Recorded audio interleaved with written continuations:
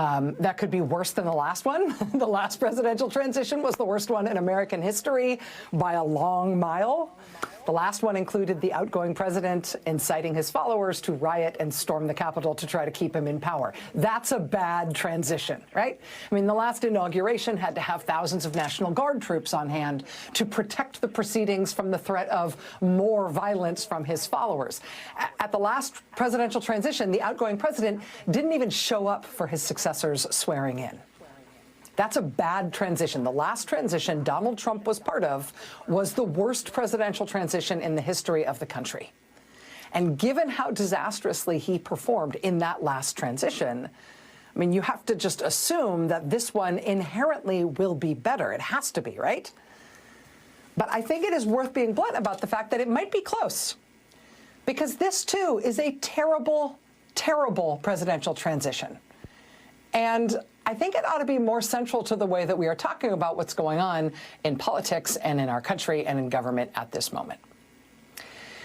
Because this is the transition where the president-elect, right, throughout the presidential transition period, has continued to sell his junk, right, his self-branded watches and sneakers and Bibles. He put out a new Inauguration Day edition of his special branded Bible. He's still selling boots. Now he's selling Trump boots and his new crypto, whatever it is, and his commemorative coins and his commemorative guitars. He's selling this stuff while he is the president-elect. Nothing like that has ever happened before. Nothing that classless and tacky has ever happened to the U.S. presidency before. This is the transition where he said at a press conference that it might have been Hezbollah that did the January 6th attack. Really, Hezbollah did it. He also said at that same press conference that he's going to pardon the people who did the January 6th attack. Well, I'm sure Hezbollah will be delighted. This is the transition where he made unprovoked threats to seize territory from three other nations with whom we are allied. And that is, of course, inexplicable to those countries. It's inexplicable to most Americans, but it's also equally very exciting to the dictators of Russia and China, who actually have been either seizing territory from other countries or planning to. And now, whether or not Trump actually follows through on these weird threats, those two dictators will have Trump's words during the transition to throw back at the United States of America if the U.S. ever again bothers to object to big countries like theirs stomping on small countries and seizing their land. Right? Welcome back to the 19th century. Sorry, no, there's no penicillin. This is the presidential transition where the president-elect officially became a 34 times convicted felon 10 days before he was sworn in. This is the presidential transition when that same president-elect named a convicted felon, one of his relatives, to be ambassador to France. This is the transition where he picked his son's ex-girlfriend to be ambassador to Greece, and he insisted that his other son's wife should be made a U.S. senator until that effort embarrassingly collapsed. This is the transition where he picked his son-in-law's college roommate to be the hostages envoy for the United States. That same son-in-law then announced that he'd received another $1.5 billion from government-controlled funds in Qatar and Abu Dhabi, on top of the billions of dollars he already got from government-controlled funds in Saudi Arabia, because you know how Republicans are very sensitive to the ethics of any presidential son doing any kind of international business. This is the transition where the president-elect appears to have just randomly picked people off the TV for almost every imaginable government job. He picked a syndicated daytime TV doctor to run Medicare, the one who says your horoscope is very important to understanding your health. Like literally, what's your sign, baby? That determines your health. He picked Fox News contributors or Fox News hosts or their relatives for Secretary of Transportation, National Security Advisor, FDA Commissioner, Counterterrorism Director, Ambassador to Israel, Surgeon General, Ambassador to the Dominican Republic, Border Czar, Ukraine Envoy, and did I mention Defense Secretary? All of those people he just picked off the TV. He just picked them off of Fox News. He tried to pick someone for Attorney General who was actively under investigation for statutory rape and prostitution. And that one had to collapse because, of course, it did, but not before he and the vice president-elect went so far out on a limb for that guy that they made multiple Republican senators publicly promise to vote for that guy, despite the statutory rape and prostitution investigation and all the rest of it. Those Republican senators, are they going to get their dignity or their political capital back? If so, is there like a window where they check in for that? This is a shambolic presidential transition. It is a ridiculously bad, poorly run presidential transition, which ought to be the subject of some discussion in our country. It is not going well. And while the president-elect has already had to withdraw that disastrous Attorney General nomination, and he had to withdraw his nomination for someone to run the DEA as well, that one lasted like 3 days. And then they had to take back whatever that effort was to try to make his daughter-in-law a senator. Again, whatever that effort was. While all of those falling rocks have already fallen onto the proverbial road here, now we're 1 week out from the end of the transition. We're 1 week out from the inauguration. And in this last week, we are about to enter into the part of this very poorly run transition where the confirmation hearings are going to start. And specifically, where the confirmation hearings are apparently going to start falling apart. And I say that because tomorrow was supposed to be the confirmation hearing for Trump's nominee to run the VA, to run Veterans Affairs.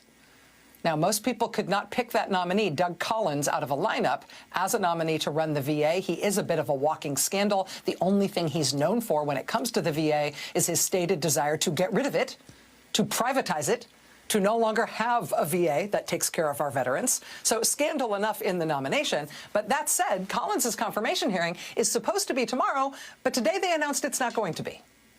And why have they canceled the confirmation hearing for Doug Collins? It's because they haven't finished the paperwork and background checks necessary to start his hearings. Oops. The day before that one is supposed to happen, that one is now not happening. Tomorrow is also supposed to be the confirmation hearing for Trump's nominee for Interior Secretary, Doug Burgum. Not a familiar name, I know, but you might remember him as the obscure Republican presidential candidate who had to pay his way into the debates. There was a provision in the Republican primary debate rules where you had to get a certain number of people to become donors to your campaign in order for you to get into the debates. Doug Burgum was nowhere near the sufficient number of donors that he would need to get him into the debate. So he literally paid people to donate to him. He would give you money. He would give you $20 if you turn around and gave him $1 as a donation. And apparently that was legal. But that is how Doug Burgum got into the Republican presidential debates, which, if you don't live in North Dakota, that's the only thing you know him from. Now Trump wants him to run the Department of the Interior, because sure, why not? Doug Burgum's confirmation hearing was also supposed to be tomorrow, but it also now has been called off because, like with the guy they want to abolish, lead the VA, the Trump transition was also just unable to get the paperwork together for the Doug Burgum nomination. So now Doug Burgum can't have his confirmation hearing tomorrow either. Both of them called off the day before the hearings were supposed to happen. And now here's word of another. And this one is for the Trump nominee, who I think is probably the least confirmable of any of them. This is the Trump nominee who I would argue might even be less confirmable than Matt Gaetz would have been if they had left him as the nominee for Attorney General. I'm speaking, of course, of Trump's choice for Director of National Intelligence, Tulsi Gabbard. This is the choice. When this nomination was announced, Russian state TV reacted to this announcement like it was the Kremlin's biggest international victory since they launched Sputnik. A source at the Senate Intelligence Committee told us last week that Republicans were hoping the confirmation hearing for Tulsi Gabbard was going to be this Friday, January 17th. So that was the date we had penciled in for Tulsi Gabbard. But it's not happening. Amid multiple reports of yet more trouble getting the paperwork together, Tulsi Gabbard's confirmation hearing is not on the calendar for this week. It has still not been scheduled at all. And this is one to watch, just to see if it ever gets scheduled ever. They have already had to pull 2 of their botched nominations. They had to pull the botched nomination for Attorney General and also the botched nomination for DEA. Watch this Gabbard nomination as well, given what's emerged just in public reporting on Tulsi Gabbard's background, public reporting more recently on how poorly she has been doing in her meetings with senators. Also, we're all listening very attentively to the conspicuous silence from Capitol Hill in terms of whether or not there is going to be sufficient support for her to even make it through committee. It has been a deafening silence. So if anybody is next to be pulled, it might be, well, there's a bunch. It might be, but Tulsi Gabbard's one to watch. And for me to be able to say that with a week left in the transition before anybody's confirmation hearings have even started, sort of tells you all you need to know about this transition being a botched job. But there is so much more from all the way at the top, right? I mean, Trump himself went on Meet the Press with Kristen Welker and told her that he won the election because of grocery prices. I won on groceries. Then he went to Time magazine and said, yeah, I don't think I'm going to be able to bring down grocery prices. It's really hard to do. Did you know? Trump said that he was going to end Russia's war in Ukraine in one day. And he didn't even say he'd do it one day after he was sworn in. He said he'd do it one day after he was elected back in November. Well, gee, that didn't happen. Now his Ukraine envoy says, maybe we'll need 100 days. Trump says, I think we'll try for 6 months. In this transition, Trump explicitly and out loud and in public told the Republicans in Congress to shut down the government unless and until they abolished the debt ceiling. Republicans in Congress did not shut down the government, nor did they abolish the debt ceiling. Trump put eccentric right-wing billionaire Elon Musk in charge of enacting this radical austerity plan for the United States. He said he would cut at least $2 trillion from U.S. spending. At least $2 trillion he's going to cut. Now Musk himself is saying, maybe we'll get to 1 trillion, maybe. Maybe there's a good shot at getting to 1 trillion, maybe. Even though Trump keeps saying all those austerity cuts won't affect anything the American people care about at all, nobody's going to feel these cuts, House Republicans decided to roll out their roadmap of where they intend to make all of these cuts, and turns out mostly they're just planning on cutting your health care. Wait a minute, he never said he was going to cut our health care. He didn't run on that. He said it was all just going to be waste, that Elon Musk would find the waste. I mean, as transitions go, this has been a very bad presidential transition, and we should describe it as such. I mean, it has been incoherent, right? This whole January 6th pardon controversy, the vice president-elect, J.D. Vance, says nobody's getting a pardon if they were violent on January 6th. Trump asked the same question, says, yeah, maybe they will. Oh, but he also says at the same event that maybe Hezbollah did January 6th. So make of that what you will. It's been incoherent. It's been incompetent on policy, right? Grocery prices are hard. It's been incompetent on politics, making Republicans sign on to these horrific nominees and then pulling the nominees anyway, right? Doing that kind of political damage to the people you need to get everything done. It's even been incompetent just on process. I mean, their confirmation hearings are finally starting tomorrow, but we're only having one instead of the 3 they scheduled because they had to last minute cancel the other 2 they scheduled because they just couldn't get it together to do them. They can't even manage to start hearings for their own nominees when their own party controls the Senate. Oh, good. Thank goodness they're picking up the nuclear codes next week. They seem so together. Now, starting next week, I'm going to be here 5 days a week again. We are going to do special coverage on Monday, a week from today, for the inauguration. I really hope you're going to be here with us for that. That's going to be a very big deal.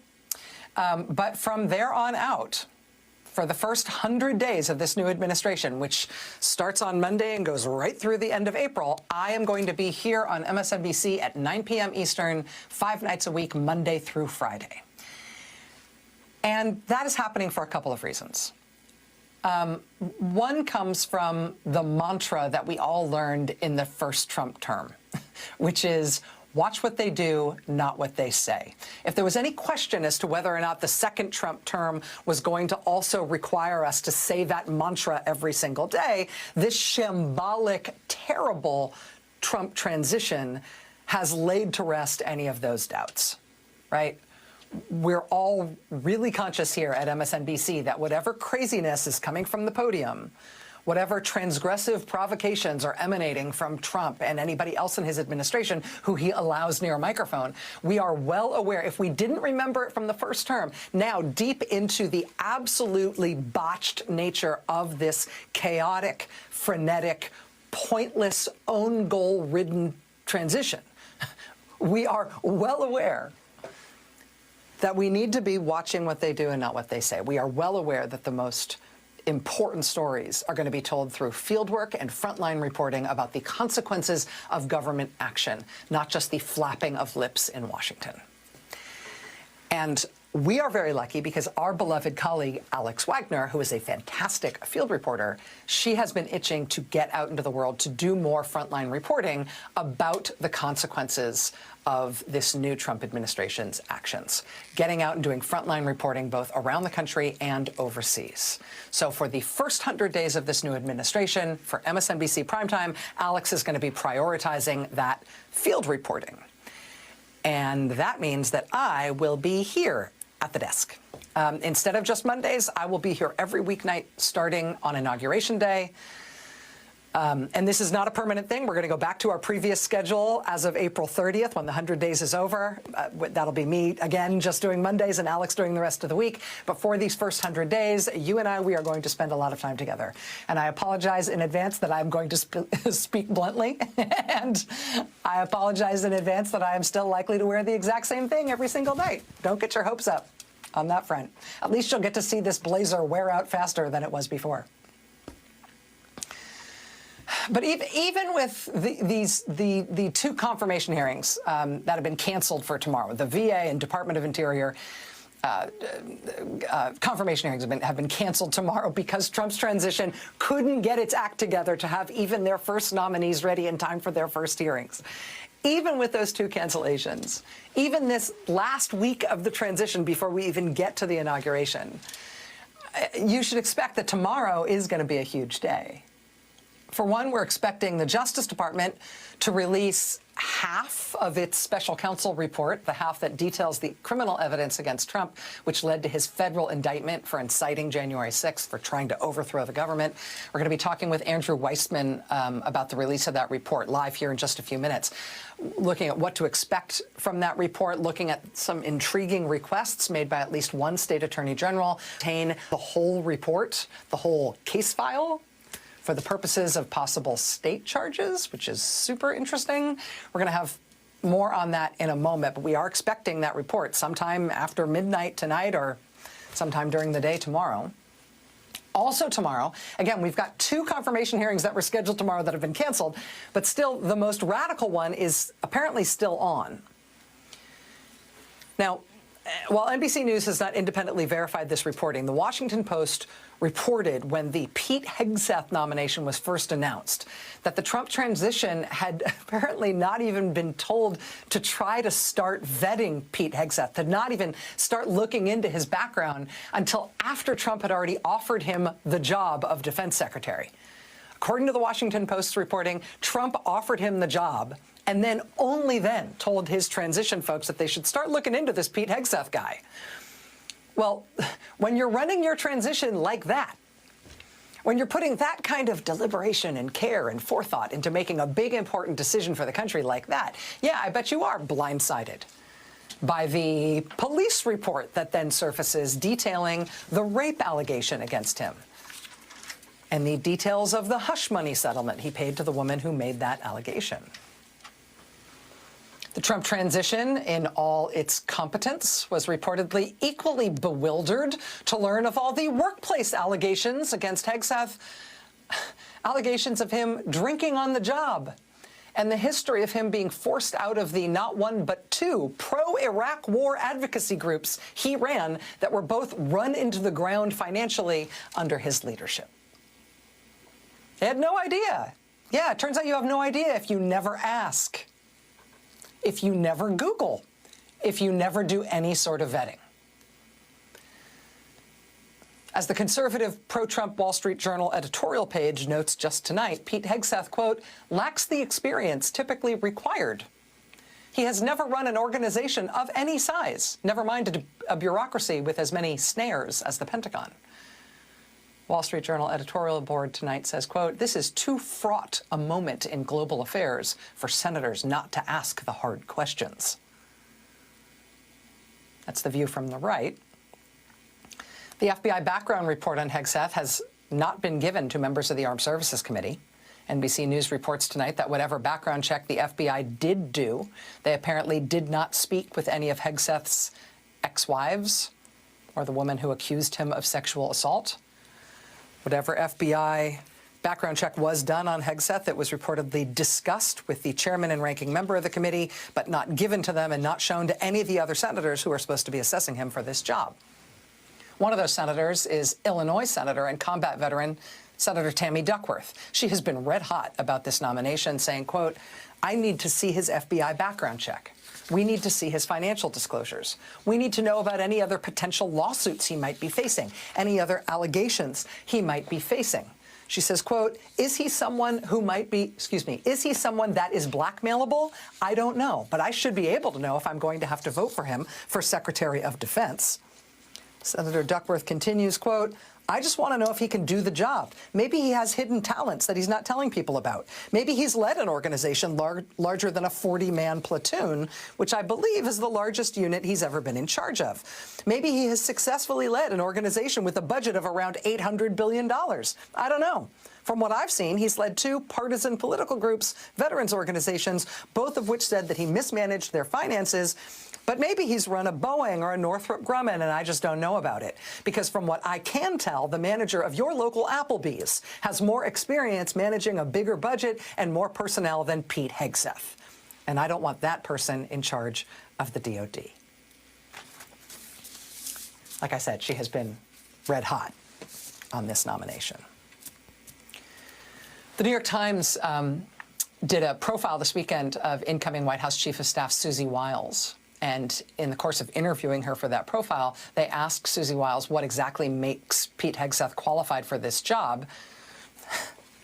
Led to this rather astonishing paragraph in their recent profile of her. Quote, Hegseth, a military veteran who has been accused by a woman of sexual assault, which he denied, has no experience leading an agency of nearly 3 million people. Quote, that's what staff is for, Ms. Wiles said briskly. We don't need a defense secretary who can run the Defense Department. Quote, that's what staff is for. The little people, they can do it. I'm not sure which is a better, take on things from the Trump transition, right? That line from Trump's incoming White House Chief of Staff.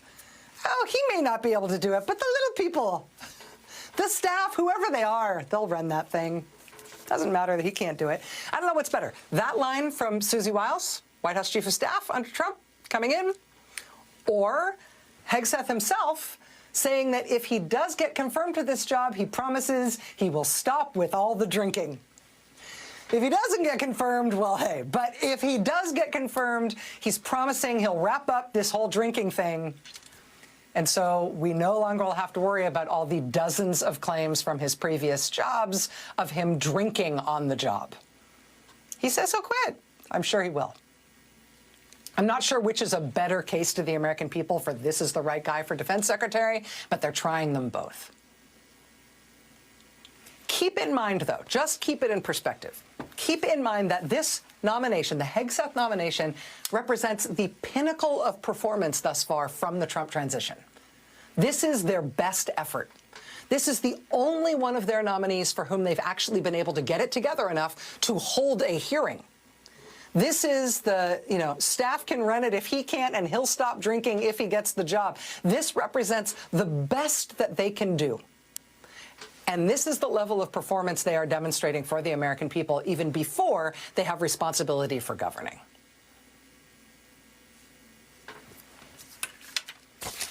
So yes, we will watch what they do and not just what they say. From now on, and for the first 100 days, and for the duration. But it is worth saying and being real about the fact that what they are saying thus far and what they are doing thus far have both been utterly shambolic. And none of us should be afraid to say so. And none of us here. Like this one from November, a particularly dangerous situation warning of extreme fire conditions in Southern California. They issued that warning one day before fire broke out in Ventura County that burned more than 20,000 acres. There was another particularly dangerous situation warning that they issued December 9th that immediately preceded another fire in Malibu that burned more than 4,000 acres. Then a week ago, the National Weather Service issued another particularly dangerous situation alert for extreme fire conditions, and it was right after that warning when the true calamity began.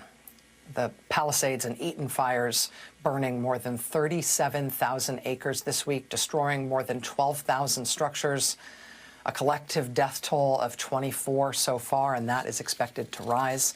Those fires in Los Angeles, of course, are still burning. And while firefighters have made a lot of progress in the last couple of days, there's now a new forecast, which I'm sorry to tell you has necessitated a new one of those high-end alerts, a new particularly dangerous situation alert for conditions that are starting tomorrow. Before dawn Tuesday morning, overnight Tuesday night until noon on Wednesday, huge chunks of Ventura and Los Angeles are expecting wind gusts up to 70 miles an hour. And that is terrible news for these fires because that makes it harder for firefighters to fight the fires that are existing. It makes it increasingly likely that they'll spread or even that new ones will start.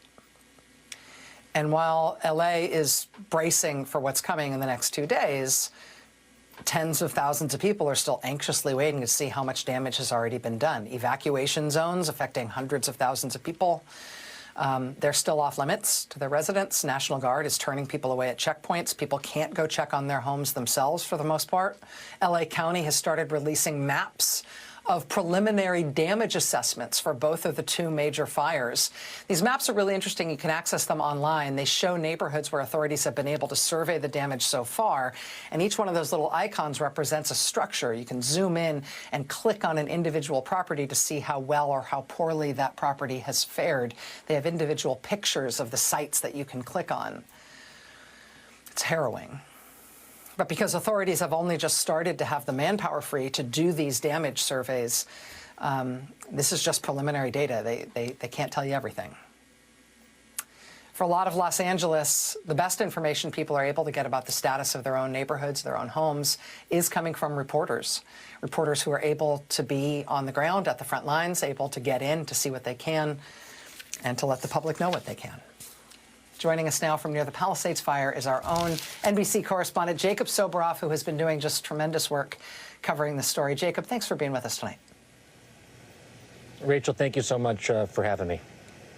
I know you've spoken to a lot of residents from evacuation zones in the past few days. Can you give us a sense of what proportion of people, how many of the people you're talking to actually know the status of their homes right now? Oh, I think that the assumption for most people, Rachel, is that their homes are gone. I grew up here in Pacific Palisades. This was a Ralph's supermarket. This was one of the two supermarkets that me and my mom and my family used to go to. Pacific Palisades and Altadena, for that matter, but really here in the Palisades, this community has effectively been wiped off the map of Los Angeles. This is a city that is a patchwork of communities, and the Palisades is one of them. And it has essentially ceased to exist. We're talking about 5,400 structures, largely homes, that are gone. And it is an incredibly eerie feeling to be here tonight. The power is still out in the Palisades. If these TV lights weren't here, it would be pitch black. And you know, first among the concerns are what's going to happen over the course of the next day or so with these winds picking up. More than anything, there is an incredibly enormous recovery effort that has to take place and has to begin right now. And I talked to Governor Newsom yesterday. He said it's going to take 9 to 12 months alone just to clear the debris, the environmental remediation before they can even start building here. He said it was the worst natural disaster in the history of the country based on cost alone. Wow. Jacob, I mean, to that point, Los Angeles, we talk about it as LA as if it's one thing. It's 88 independently incorporated cities. That is, you know, interesting in terms of the way things run at the best of times, but in the worst of times, it raises interesting questions about how the cities and the county and the state and the federal government are all interacting, both to protect people, but also to recover and respond. Who's really leading right now, if you can tell that from your reporting?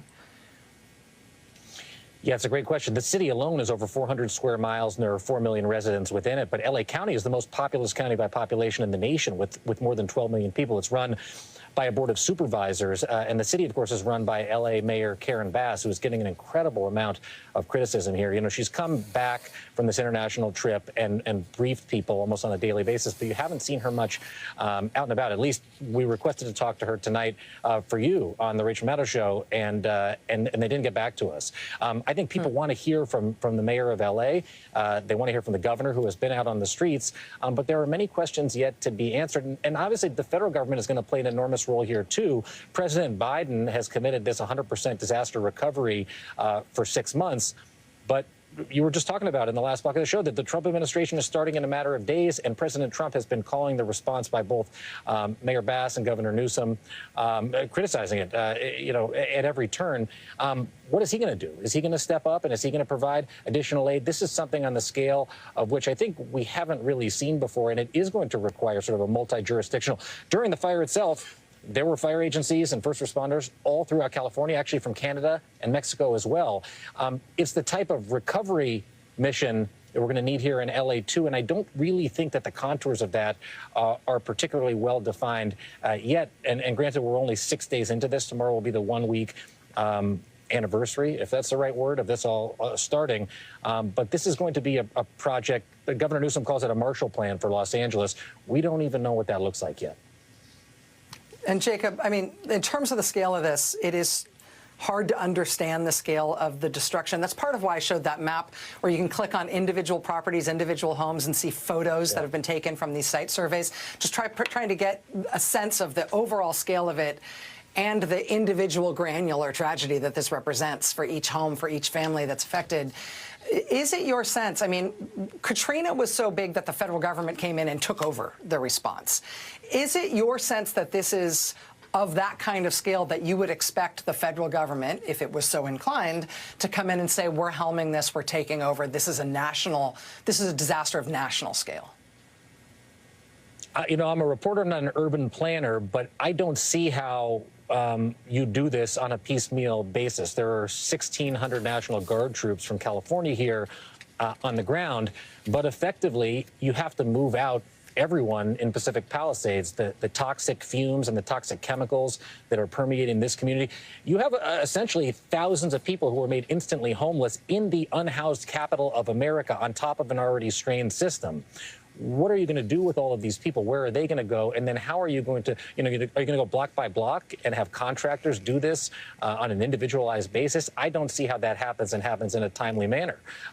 They have got to clear these communities out, remediate them, make sure they're environmentally safe to go back in, make sure that the building materials are all up to par, that a fire like this doesn't happen again, and bring back a community. The Palisades alone has 23,000 people. How do you do this without the federal government? And I don't think that we know, again, the answer to that question tonight, Rachel. NBC's own Jacob Soboroff in his hometown of Pacific Palisades. Jacob, I know this has been a 24/7 around the clock and very emotional beat for you. Thanks for being here with us tonight, my friend. I really appreciate it.